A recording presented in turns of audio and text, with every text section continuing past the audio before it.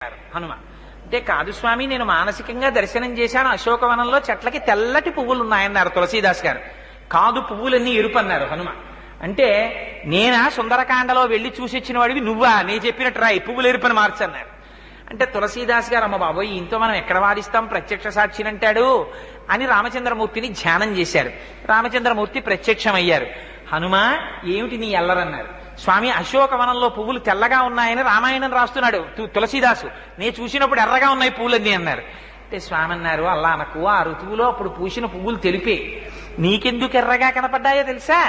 ఆ చెట్టు మీద కూర్చుని కిందకి చూసావు మీ అమ్మని, క్షితిక్షమా పుష్కర సన్నిభాక్షి యరక్షిత రఘవ లక్ష్మణాభ్యాం సారాక్షసీభి వికృతేక్షణాభి సంరక్షిత సంప్రతి వృక్షమూలే.